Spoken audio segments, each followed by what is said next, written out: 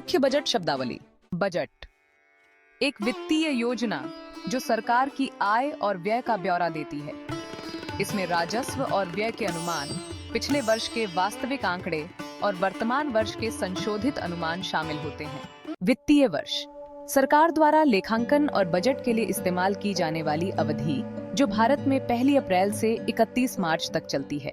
राजस्व बजट का वह हिस्सा जो राजस्व प्राप्तियों और ऐसे राजस्व से होने वाले व्यय से संबंधित है।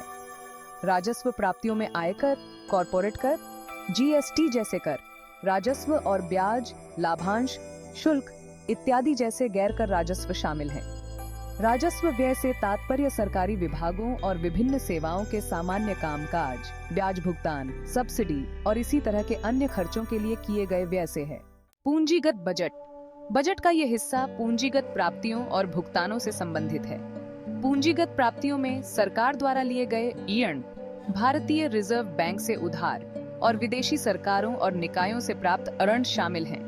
पूंजीगत व्यय में भूमि, भवन, मशीनरी और उपकरण जैसी परिसंपत्तियों के अधिग्रहण पर होने वाले खर्च को शामिल किया जाता है।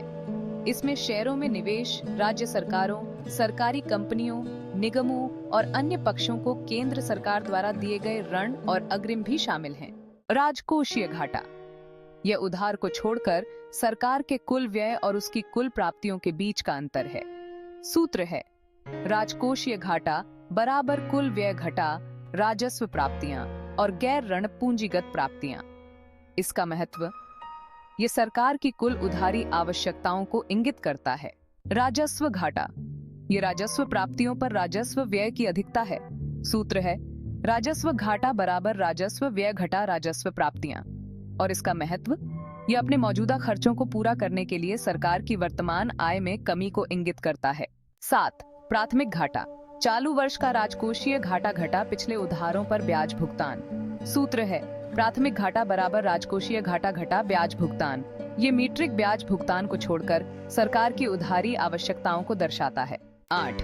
सकल घरेलू उत्पाद या जीडीपी यह एक विशिष्ट अवधि में किसी देश के भीतर उत्पादित सभी वस्तुओं और सेवाओं का कुल मूल्य है। जीडीपी का उपयोग किसी देश की अर्थव्यवस्था के स्वास्थ्य को मापने के लिए किया जाता है। 9. सकल राजकोषीय घाटा या जीएफटी ये वसूली के शुद्ध ऋणों सहित कुल व्यय की अधिकता है, जिसमें बाहरी अनुदान और गैर ऋण पूंजीगत प्राप्तियां शामिल हैं।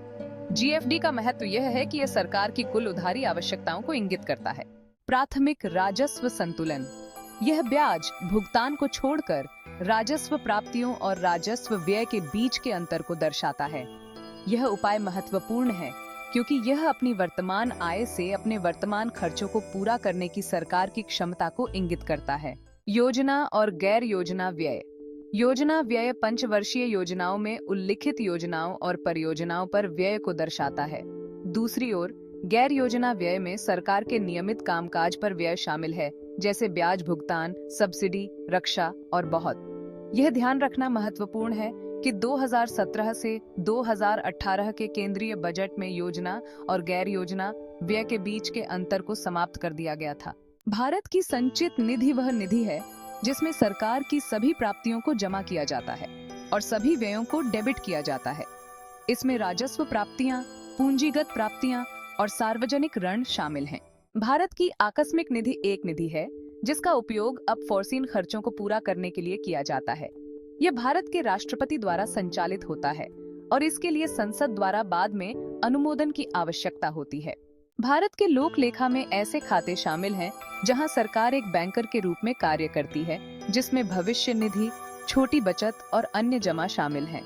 ये निधियां संचित निधि का हिस्सा नहीं है और विशिष्ट उद्देश्यों के लिए उपयोग की जाती हैं। लेखा पर वोट पूर्ण बजट पारित होने तक सरकार को काम करते रहने का एक अस्थायी उपाय है।